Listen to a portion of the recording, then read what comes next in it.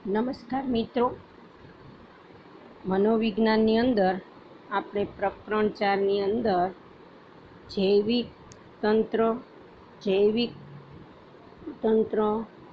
રંગસૂત્રો, જનીન તંત્રો, માનવ ઉત્ક્રાંતિના સીમાસ્તંભો વગેરે વિશે આપણે ભણી ગયા. હવે આજે આપણે ચેતાતંત્ર અને તેના ભાગો વિશે ભણશું. તો ચેતાતંત્ર માનવીના શરીરનું મુખ્ય અંગ છે. ચેતાતંત્ર શરીરનું નિયંત્રણ, શરીરના અનેક વિભાગોનું નિયંત્રણ ચેતાતંત્રમાં, સમગ્ર શરીરનું નિયંત્રણ ચેતાતંત્ર દ્વારા જ થાય છે. ચેતાતંત્ર એટલે મગજ, કરોડરજ્જુ અને તેમાંથી નીકળતા ચેતાતંતુઓ તેમજ તેમની સાથે સંકળાયેલી જ્ઞાનેન્દ્રિયોની સમગ્ર જાણ કરે છે. ચેતાતંત્ર એક સળંગ એકમ તરીકે કાર્ય કરે છે. ચેતાતંત્રની વિકસિત અવસ્થાને લીધે મનુષ્ય અનેક પ્રકારના અટપટા કાર્ય કરવા સમર્થ બને છે. જો ચેતાતંત્ર છે એ શરીરનું બહુ મોટું અને મહત્ત્વનું અંગ છે અને તે ખૂબ જ વિકસિત છે. માનવીનું દરેકે દરેક કાર્ય આપણે જે કાંઈ કરીએ છીએ તે આપણને ચેતાતંત્ર દ્વારા જ ખબર પડે છે. અને ચેતાતંત્ર એક બહુ મહત્ત્વનું અગત્યનું શરીરનું અંગ છે. દાખલા તરીકે આપણે લાગ્યું હોય કે પડી ગયા હોય તો પહેલી જાણ ચેતાતંત્રને થાય છે. ત્યાર પછી એ જે કાંઈ શરીરના અંગ ઉપાંગો કાર્ય કરવા લાગે છે તે ચેતાતંત્ર દ્વારા જ થાય છે. ચેતાતંત્રને જો આપણે સરસ અને સરળતાથી અભ્યાસ કરવો હોય તો અહીંયા તેના બે ભાગ પાડવામાં આવ્યા છે. એમાં પહેલો ભાગ છે કેન્દ્રીય ચેતાતંત્ર અને બીજો છે પરિવર્ધિત ચેતાતંત્ર. હવે ચેતાતંત્રનું અહીંયા કોષ્ટકમાં સરસ કોઠા દ્વારા સમજાવ્યું છે કે ચેતાતંત્ર છે, ચેતાતંત્રના કેન્દ્રીય ચેતાતંત્ર અને પરિવર્ધિત ચેતાતંત્ર. હવે અહીંયા કેન્દ્રીય ચેતાતંત્ર વિશે આપણે જાણીએ તો કેન્દ્રીય ચેતાતંત્ર એટલે કે જે કાંઈ પ્રકારની ચેતાકીય પ્રવૃત્તિનું કેન્દ્ર એટલે કે કેન્દ્રીય ચેતાતંત્ર. જે કાંઈ વિચારો, નિર્ણયો કે જુદા જુદા જે કાંઈ સંદેશાઓ જે કાંઈ ચેતાતંત્રની અંદર થાય છે તે દરેક પ્રવૃત્તિઓનું કેન્દ્ર એટલે કેન્દ્રીય ચેતાતંત્ર. મગજ તરફથી આવતા સંદેશાઓ, વિચાર પ્રક્રિયાઓ, નિર્ણય પ્રક્રિયા તેમજ શરીરના જુદા જુદા અવયવો તરફ જતા સંદેશાઓને સંકલિત કરવાનું કાર્ય કેન્દ્રીય ચેતાતંત્ર દ્વારા થાય છે. હવે કેન્દ્રીય ચેતાતંત્રના પણ બે ભાગ છે. એમાં પહેલું છે મગજ અને બીજું છે કરોડરજ્જુ. હવે આપણે માનવ વિકાસની અંદર જોયું કે હંમેશા વિકાસ સદંતર ચાલતી પ્રક્રિયા છે. અહીંયા મગજ છે, મગજનો વિકાસ ચાલુ જ રહે છે, ક્યારેય બંધ થતો નથી.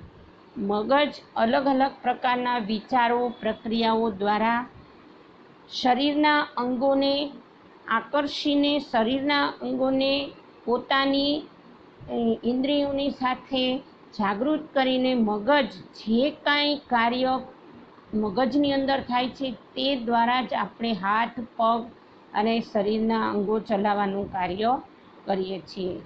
કોઈ પણ માણસનો મગજ હંમેશા, જો મગજ જ ના હોય તો તમે શરીરનું કોઈ પણ કાર્ય કરી શકતા નથી.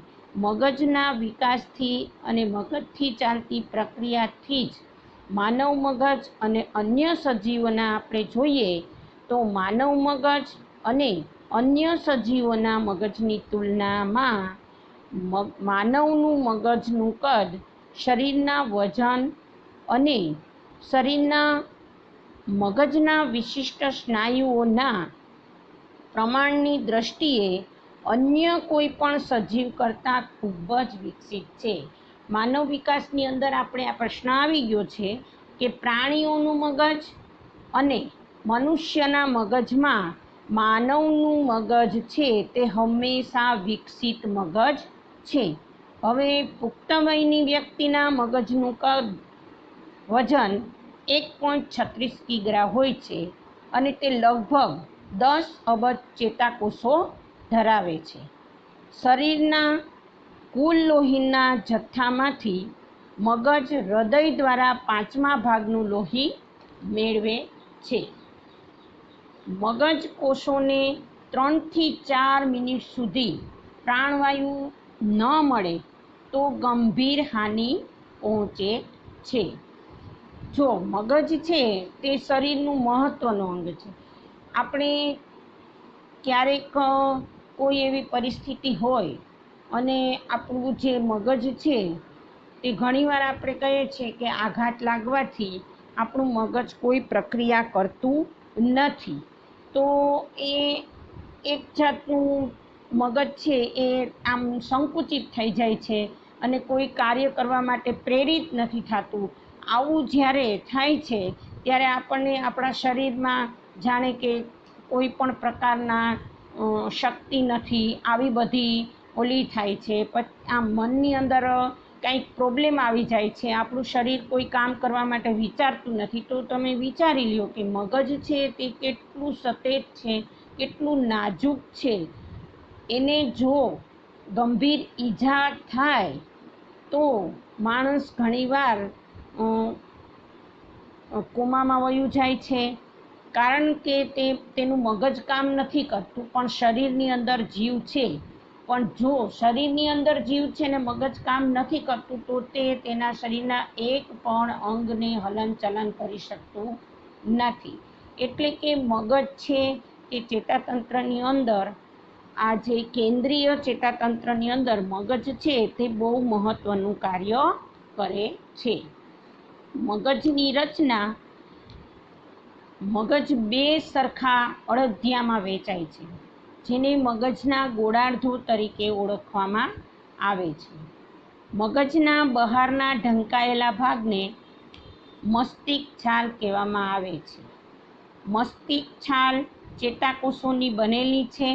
મસ્તિષ્ક છાલના ચેતાકોષો ભૂખરા રંગના હોય છે, તેથી તેને ભૂખરા પદાર્થ તરીકે ઓળખવામાં આવે છે. ઉત્ક્રાંતિના આરંભમાં અત્યાર સુધી મગજના વિકાસમાં 3 સ્પષ્ટ વિભાગો જોઈ શકાય છે. એમાં આપણે જોઈએ તો મગજ સ્કંધ અને નાનું મગજ, ત્યાર પછી સીમાવર્તી તંત્ર અને ત્રીજું મોટું મગજ અને મસ્તિષ્ક છાલ. મગજ સ્કંધ અને નાનું મગજ. જો ચેતાતંત્રની અંદર જે વિભાગ પાડેલા છે એમાં ચેતાતંત્રના વિભાગમાં કેન્દ્રીય ચેતાતંત્ર, પરિવર્તી ચેતાતંત્ર, બરાબર. હવે કેન્દ્રીય ચેતાતંત્રની અંદર મગજ અને રચના આપણે જોઈ. હવે આપણે મગજ સ્કંધ અને નાનું મગજ વિશે જોશું. મગજ સ્કંધ અને નાનું મગજ છે તો મગજ સ્કંધ એ લંબ ચેતા, ચેતાસેતુ અને મધ્ય મગજનો બનેલો છે. મગજ સ્કંધ ચાલવાની, શ્વાસોશ્વાસ, હૃદયના ધબકારા, ઊંઘવા જેવી ક્રિયાઓનું નિયંત્રણ કરે છે. કે જે આપણને શરીરને જે કાંઈ હાથ પગ ચલાવવાની ક્રિયા હોય કે હૃદયના ધબકારા હોય કે ઊંઘવાનું હોય કે આપણે શ્વાસ લઈએ છીએ કે જે કાંઈ કરીએ છીએ ને આ બધી ક્રિયાનું નિયંત્રણ તે કરે છે. લંબચેતા મગજની સૌથી નીચેનો ભાગ છે. ઉપરની બાજુએ નાનું મગજ અને મોટું મગજ છે. તેની નીચેની બાજુએ કરોડરજ્જુ નીકળે છે. ચેતાસેતુ નાના મગજ સાથે જોડાયેલું હોય છે. ચેતાસેતુ નાના મગજના બંને ભાગોને સાંધે છે. સ્વપ્નો અને ચાલવાની ક્રિયા સાથે સંકળાયેલ છે. આપણે જોઈએ તો ઘણીવાર આપણે સૂતા હોઈએ કે કોઈ ચાલવાની પ્રક્રિયા કરવી હોય તો આપણને આ બધું જ નાના મગજ ચેતાસેતુ દ્વારા આપણે આ બધી પ્રક્રિયાઓ કરી શકીએ છીએ. કારણ કે પહેલાં આપણને જે કાંઈ બધી વસ્તુ થાય છે તે પહેલાં આપણા મગજને ખબર પડે છે. મગજ દ્વારા આપણને કહેવામાં આવે કે હવે તું હાથ પગ હલાવ, ત્યારે જ આપણે શરીરનું હલનચલન કરીએ છીએ અને ચાલવાની પ્રક્રિયાઓ કે ઊંઘવાની પ્રક્રિયાઓ કે કરીએ છીએ. મગજસ્કંદની ટોચ ઉપર ચેતાકોષોના ઝુમખાનો બનેલો પિંડ આકારનો અવયવ આવેલ છે, જેને થેલેમસ તરીકે ઓળખવામાં આવે છે. થેલેમસ બે મસ્તિષ્ક ગોળાર્ધો વચ્ચે આવેલ છે. થેલેમસ દ્રષ્ટિ, શ્રવણ, દબાણ, પીડા વગેરે જેવા સંવેદનિક સંકેતોનો ગ્રહણ કરી તેમને મસ્તિષ્ક છાલના ચોક્કસ ભાગને મોકલે છે. આ રીતે થેલેમસ રિલે સ્ટેશનનું કાર્ય કરે છે કે જે આપણા મગજની અંદર જે કાંઈ વસ્તુ હોય, દાખલા તરીકે આપણે જોઈએ છીએ કાંઈ વસ્તુ મનમાં વિચાર કરીએ છીએ, કોઈ વસ્તુ વિશે આપણે લાગ્યું હોય અને કે પડી ગયા હોય અને દર્દ થતું હોય, કોઈ પીડા થતી હોય, તો આ બધી જ વસ્તુ છે એ આપણને થેલેમસ દ્વારા ખ્યાલ આવે છે અને તે મસ્તિષ્ક છાલના ચોક્કસ ભાગને આ બધી વસ્તુ મોકલે છે. એટલે કે થેલેમસ છે તે રિલે સ્ટેશનનું કામ કરે છે. નાનું મગજ મોટા મગજની નીચે પાછળની બાજુએ આવેલું છે. તે સ્નાયુઓ પર નિયંત્રણ રાખવાનું કાર્ય કરે છે. નાના મગજની મદદથી માનવી પોતાનું સમતોલપણું જાળવી રાખે છે. આપણે કોઈ પણ વસ્તુ સમતોલ કરવી હોય તો આપણે નાના મગજથી જ આપણે નાનું મગજ છે એના દ્વારા આપણે બધી જ વસ્તુ સમતોલ પણ રાખી શકીએ. કે જે આપણને કાંઈ પણ લાગ્યું હોય અથવા આપણે કોઈ પણ વસ્તુનો કંટ્રોલ કરવો હોય કે નહીં આપણે આટલું અહીંયા આમ કરવું છે તો એ બધી જ વસ્તુનું સમતોલપણું રાખવા માટે નાનું મગજ છે તે બહુ મોટું કાર્ય કરે છે અને એ બધી વસ્તુ છે તે નાનું મગજ જ કરી શકે છે. પછી આપણે નૃત્ય કરવું હોય, આપણે સાયકલ ચલાવવી હોય વગેરે ક્રિયાઓની ટેવ આપણે પાડવી હોય, આ બધી વસ્તુ છે એ આપણે શીખી ગયા પછી એ આપણે કરવું કે ન કરવું, એ જે સમતોલપણું આપણે સાચવવું હોય કે જાળવવું હોય તો એ નાના મગજ દ્વારા જ થાય છે. ત્યારબાદ હવે છે સીમાવર્તી તંત્ર.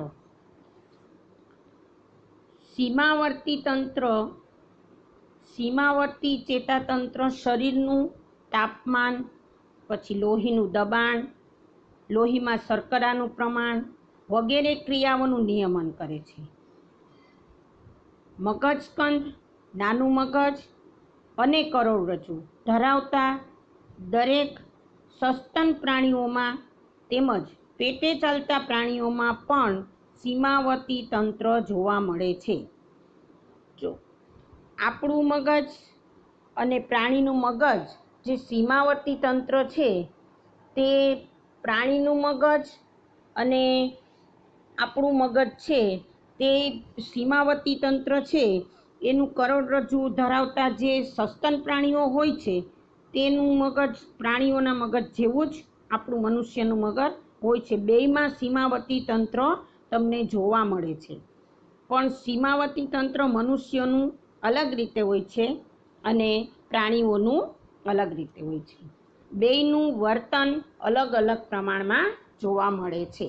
સીમાવર્તી તંત્ર હાઇપોથેલેમસ સાથે ગાઢ રીતે સંકળાયેલ છે.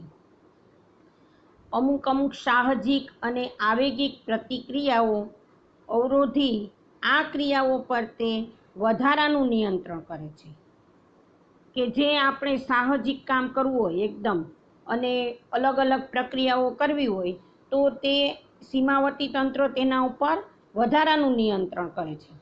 સીમાવર્તી તંત્ર હાઇપોકેમ્પસ, એમિગડાલા અને હાઇપોથેલેમસનું બનેલું છે. તેનો મોટો ભાગ કે જેને હિપોકેમ્પસ તરીકે આપણે ઓળખવામાં આવે છે. હિપોકેમ્પસ એટલે કે તેનો મોટો ભાગ છે. હિપોકેમ્પસ લાંબા ગાળાની સ્મૃતિને સંગ્રહિત કરવાનું કાર્ય કરે છે. આપણે જે અભ્યાસ પદ્ધતિની અંદર ભણી ગયા કે દીર્ઘકાલીન એટલે કે લાંબા ગાળાની સ્મૃતિ. હિપોકેમ્પસ છે તે દીર્ઘકાલીન પદ્ધતિ ઉપર લઈ અને જે આપણે કહીએ ને કે સંગ્રહિત, જે લાંબા સમય સુધી આપણે યાદ રાખવું હોય તે હિપોકેમ્પસ છે તે લાંબા ગાળા સુધીનું આપણે યાદ રાખીએ છીએ. તે લાંબા ગાળાની સ્મૃતિને સંગ્રહિત કરી રાખે તો આપણે યાદ કરી અને એને કરી શકીએ ને. એટલે હિપોકેમ્પસ છે તે લાંબા ગાળાની સ્મૃતિને સંગ્રહિત કરવાનું કાર્ય કરે છે. એમિગડાલા આક્રમક, સ્મૃતિ, આવેગો અને શારીરિક પ્રેરણા સાથે સંકળાયેલ છે. આક્રમક એટલે કે મગજ ઉપર કોઈ પણ વસ્તુનું ટેન્શન લાવવું વગેરે. આવેગો એકદમ ગરમ થઈ જવું, આક્રમક સ્મૃતિ કરવી, મગજને ટેન્શનમાં આવી જવું અને શારીરિક પ્રેરણા સાથે સંકળાયેલ છે. એટલે કે શારીરિક કોઈ પણ પ્રેરણા, શારીરિક કોઈ પણ વસ્તુ આપણે કરીએ છીએ તો એના દ્વારા જે કાંઈ થાય છે તે એમિગડાલા છે એની સાથે તે સંકળાયેલું છે. કે શારીરિક પ્રેરણા અને આક્રમકતા એમાં એમિગડાલા સાથે સંકળાયેલ છે. ત્યારબાદ હાઇપોથેલેમસ આપણા મગજનો એક નાનકડો ભાગ છે, પરંતુ તે વર્તનમાં મહત્વનો ભાગ ભજવે છે. હાઇપોથેલેમસ અંતઃસ્ત્રાવી ગ્રંથિઓની પ્રવૃત્તિઓનું પણ નિયંત્રણ કરે છે. તે શરીરને સંતુલિત રાખે છે. જો હાઇપોથેલેમસ છે ને તે એક શરીરનો મગજનો એક નાનકડો ભાગ છે, પરંતુ તે મનુષ્યના વર્તન ઉપર બહુ મહત્વનું, કઈ રીતનું વર્તન, કેવું વર્તન કરવું, આ એક હાઇપોથેલેમસ દ્વારા એક વર્તન છે તે મહત્વનો ભાગ છે. પછી હાઇપોથેલેમસ છે અંતઃસ્ત્રાવી ગ્રંથિઓની પ્રવૃત્તિઓનું પણ નિયંત્રણ કરે છે. દાખલા તરીકે કોઈ પણ શરીરની એવી પ્રક્રિયાઓ હોય છે કે અમુક ઉંમર થાય અને બહેનો છે તે પીરિયડમાં આવે, આવી રીતે શરીરમાંથી કોઈ અંતઃસ્ત્રાવવાળી ગ્રંથિઓ ઉત્પન્ન થાય, એને નિયંત્રણ કેમ કરવું? આ નિયંત્રણ પણ હાઇપોથેલેમસ દ્વારા થાય છે. તે શરીરને સંતુલિત પણ હાઇપોથેલેમસ જ રાખે છે. કારણ કે જે આપણા શરીરનું વર્તન છે કે આપણે જે કાંઈ પ્રવૃત્તિઓ કરી રહ્યા છીએ શરીર દ્વારા, આ બધી પ્રવૃત્તિઓનું સંકલન અને સંતુલિત રાખવાનું કાર્ય પણ હાઇપોથેલેમસ દ્વારા જ થાય છે. આવેગાત્મક વર્તનમાં થતી શારીરિક પ્રક્રિયાઓનું નિયમન પણ હાઇપોથેલેમસ કરે છે. કે જે શરીરની અંદર અમુક પ્રક્રિયાઓ થાય છે, જે પ્રક્રિયાઓ શરીરની પ્રાકૃતિક પ્રક્રિયાઓનું નિયમન, દાખલા તરીકે આપણે કોઈ પણ વસ્તુ શરીર દ્વારા આપણને એમ થાય કે કોઈને મારી લઉં, અથવા તો ઉપરથી નીચે કૂદકો મારું, અથવા તો કોઈ પણ કાર્ય કરવાનું, દોડવું, ચાલવું, આ બધી ક્રિયાઓ કરવાનું આપણને મન થાય છે, એ પણ વસ્તુ હાઇપોથેલેમસ દ્વારા જ થાય છે. એ શરીરને સંતુલિત રાખે છે.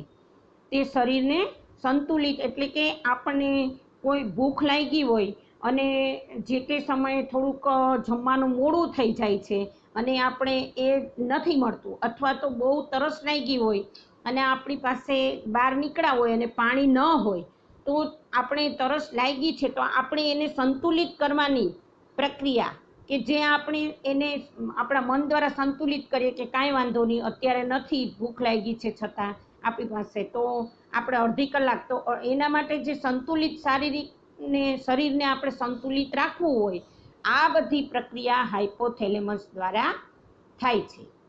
ત્યારબાદ મોટું મગજ અને મસ્તિષ્ક છાલ. મોટું મગજ અને મસ્તિષ્ક છાલ ઉચ્ચ સ્તરની બોધાત્મક અને આવેગિક ક્રિયાઓનું નિયંત્રણ કરે છે. મસ્તિષ્ક છાલ વિના આયોજન, જટિલ કારક, હલનચલનો, પ્રત્યક્ષીકરણ કે વાણી જેવી ક્રિયાઓ શક્ય નથી. જો મનથી આપણે એવું નક્કી કરીએ કે મારે આ વસ્તુ કરવી છે તો જ એ શક્ય છે, બાકી શક્ય નથી. અને ઉચ્ચ સ્તરની બોધાત્મક આવેગિક ક્રિયાઓનું નિયંત્રણ મસ્તિષ્ક છાલ દ્વારા થાય છે. મોટું મગજ અને મસ્તિષ્ક છાલ છે તે બોધાત્મક ક્રિયાઓ, બુદ્ધિ દ્વારા વિચારીને જે કાંઈ આપણે આયોજન કરીએ છીએ તેમાં તે મહત્વનો ફાળો આપે છે. મોટું મગજ માનવ મગજના 2/3 ભાગનું બનેલું છે. માત્ર 4 મિલીમીટરની જાડાઈ ધરાવતી મસ્તિષ્ક છાલ આખા મગજનું આવરણ કરે છે. મસ્તિષ્ક છાલમાં ચેતાકોષો, ચેતાકીય માળખું અને ચેતાક્ષોના ઝુમખાઓનો સમાવેશ થાય છે. તેને લીધે જ સુગ્રંથિત વર્તન, કલ્પના, પ્રતીકો, સહચાર્યો, ઈચ્છાઓ તેમજ તરંગો જેવી માનસિક ક્રિયાઓ શક્ય છે. જો સરસ મજાનો એક દાખલો છે કે વાણીનું નિયંત્રણ હંમેશા ડાબા ગોળાર્ધ દ્વારા થાય છે. આ બે ગોળાર્ધો ચેતાક્ષોના મેદમય આવરણયુક્ત સફેદ ઝુમખા સાથે સંકળાયેલ છે.